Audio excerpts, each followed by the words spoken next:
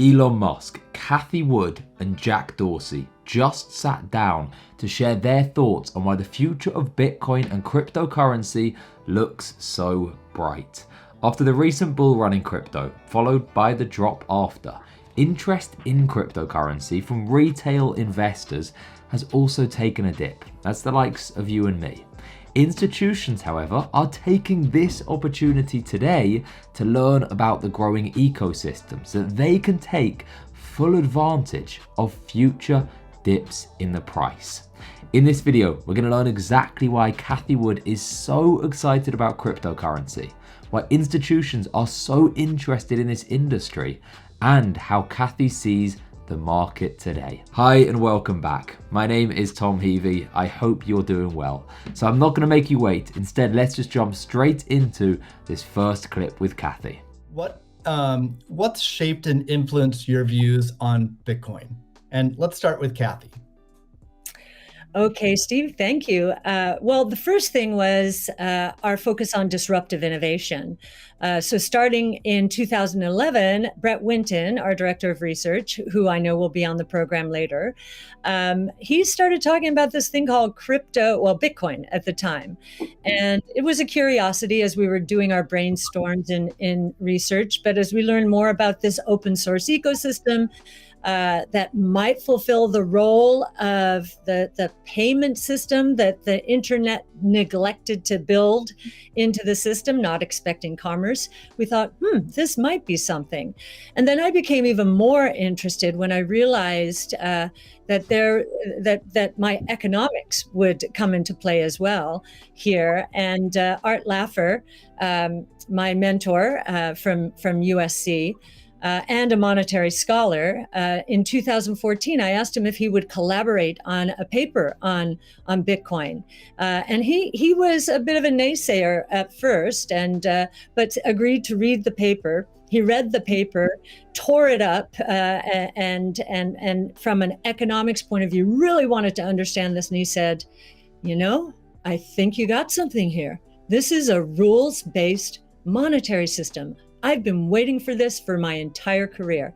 So the combination of disruptive innovation generally, economics on top of that, and the huge misunderstanding out there as to what this is, that was intriguing and launched our research effort. Cathie, we've been talking a lot about energy, but many institutions are facing questions around Bitcoin's relationship with ESG. Can you maybe speak a little bit more to what is S and G in ESG and how Bitcoin might support those? Sure. So E, of course, is environmental, S is social, and G is governance.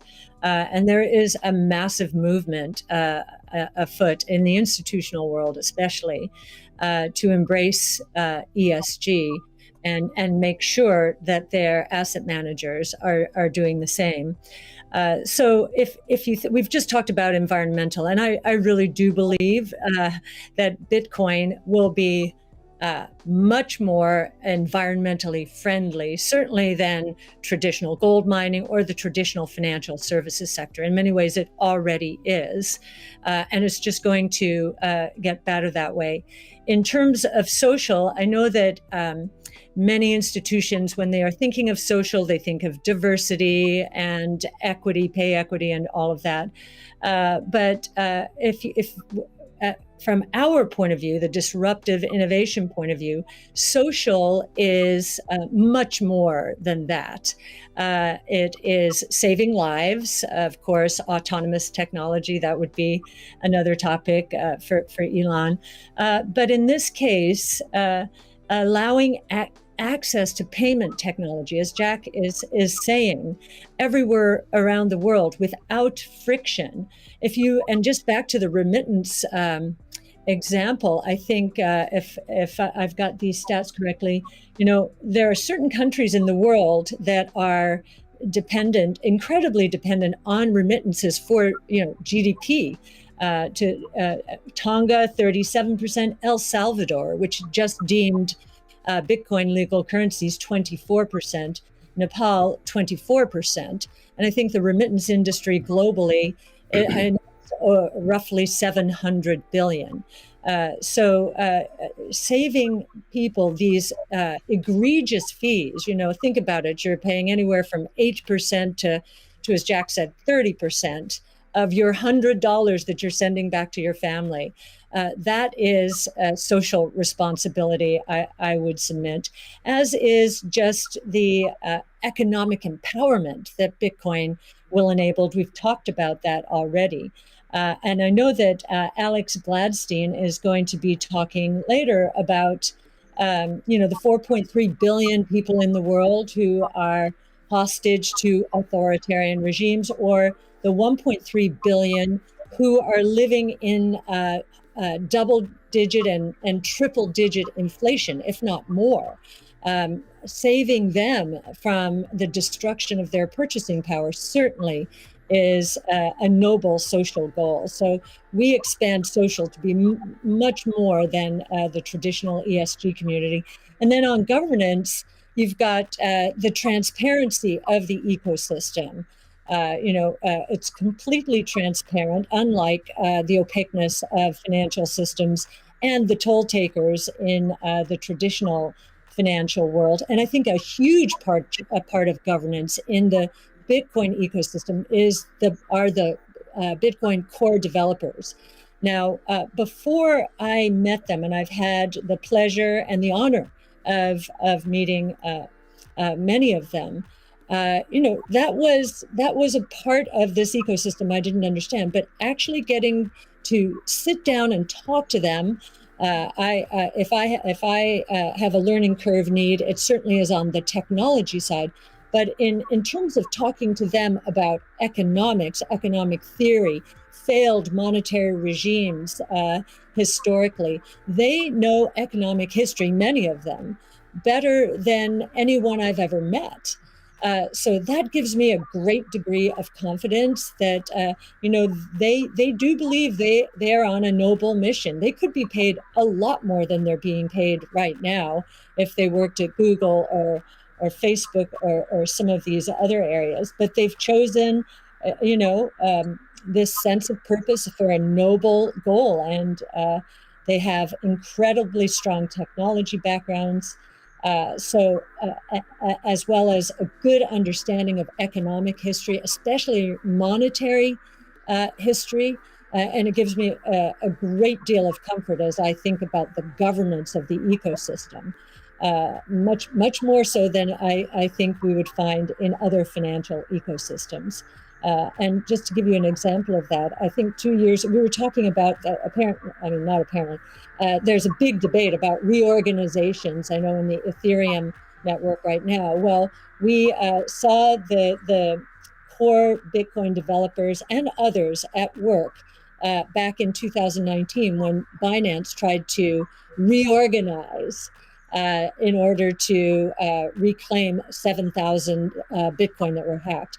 And they just wouldn't allow it. So we've already had some very good tests of the Bitcoin ecosystem, including developers. So in these points, Cathie highlights something really important. In every situation in life, we balance up the pros and the cons. When it comes to Bitcoin, there are positives and there are negatives. Now, the most commonly cited negative is that Bitcoin is using up energy, which is damaging for the planet. Now, on the surface, this point is quite simple, and of course it seems true. However, it misses out 3 key points.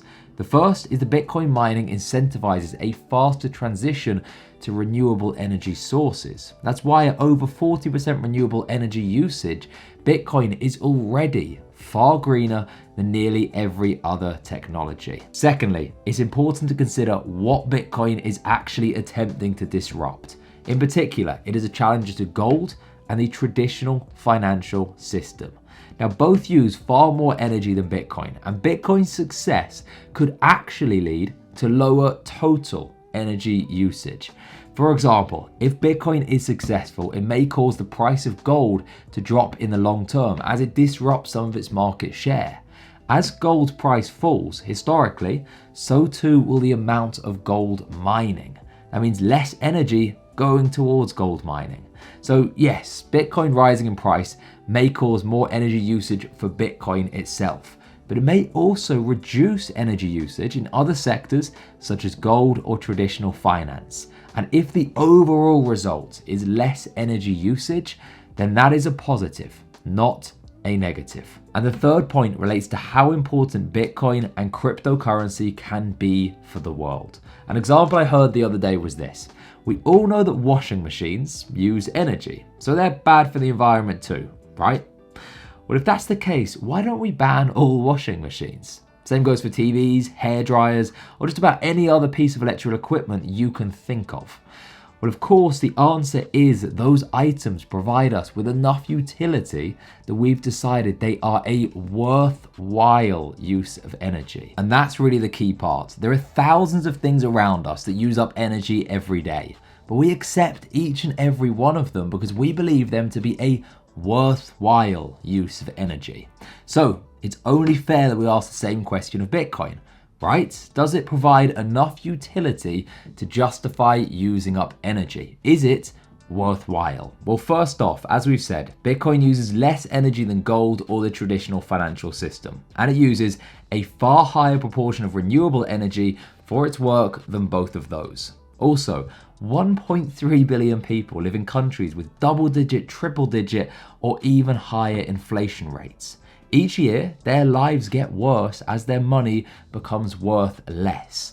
Now, countries with high inflation rates also usually impose currency restrictions, stopping their citizens from holding too much of a foreign currency where their money could be safe. However, if they have access to a mobile phone and internet, then they can buy Bitcoin or even stablecoins and so retain value in their money. This is an extremely valuable service that over 1 billion people around the world could seriously benefit from. 4.3 billion people live under authoritarian regimes. Having full control over your own money, which cryptocurrency allows, is often the first step to gaining freedom in your life. And the ability to send money across borders at low costs is another valuable service that many around the world would benefit from. Now, to be fair, today, Bitcoin is very expensive for those small transfers, so it's not particularly well suited to this use case. However, other cryptocurrencies can fill this role perfectly. And if Bitcoin's Lightning Network is able to grow, as proponents of it believe, then extremely fast and cheap international transfers using Bitcoin would be possible too. Now, we're really talking just a matter of seconds and for less than a single penny. So, while you often hear quite a skewed argument against Bitcoin, I think it's interesting to consider the potential uses that Bitcoin and cryptocurrency could have that would provide a great benefit to many people around the world. In particular, those in the toughest situations without access to banking services. Now, let's hand it back over to Cathie. A hallmark of Bitcoin is its fixed supply of 21 million coins. Elon referenced that earlier. It may be the first system that humans have created that humans cannot later change. Cathie, I'm curious, with your background in monetary history and macroeconomics, what are your thoughts on that type of system? Oh, well, I'll recount the story about Art Laffer and our going through the paper. And he said, as I said, first rules-based monetary system, global, ever. This is a very big idea. Once we had convinced him of the ecosystem itself. Now, this is the role that it's playing, given that the rule is a quantity rule, that 21 million units, is really a store of value role. So there are three roles of money. Store of value, very important. The means of exchange, so for transactions, and the unit of account. Every good priced in terms of whatever the unit is. So store of value is its primary use right now. The others exist. Unit of account, reserve currency of the crypto asset ecosystem, that's being seeded a little bit towards stable coins right now.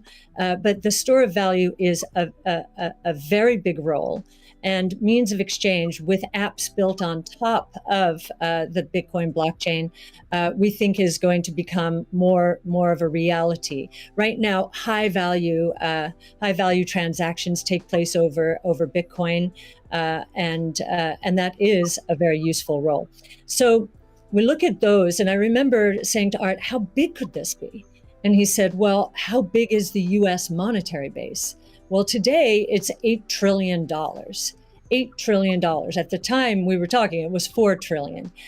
So we've gone through another crisis since then.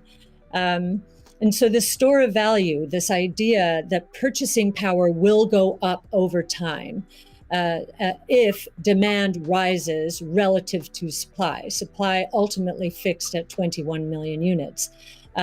That's a very good thing. Purchasing power going up globally around the world. And this idea that it's a hedge against confiscation of wealth. And that can take place in a myriad of ways. But inflation, and especially hyperinflation in emerging markets, is the primary way. Talk about destroying purchasing power. So that's a very big idea. And I'll also mention deflation. In some ways, it's a hedge against deflation. I know some people are confused that we at ARC think that we're in a deflationary environment here in the United States. If that is true, the odds of a hyperinflation in the rest of the world, especially in emerging markets, is also true. So, but this deflation, and we learned from 08-09, there's counterparty risk associated with deflation. And I think Bitcoin would be a hedge against that eventuality as well. So it's a very big idea. So those are Cathie's thoughts on Bitcoin and the state of cryptocurrency today. As you'll know, if you've been watching this channel for a while, I worked in crypto full time for 4 years. I've seen the uses. I believe wholeheartedly in the future of this industry, and I'm holding for a minimum 10-year time frame. But I'm interested to know what you think. Do you agree with Cathie, or do you think she's missing something? Let me know your thoughts in the comments below. Thank you for watching, and I will see you again very soon.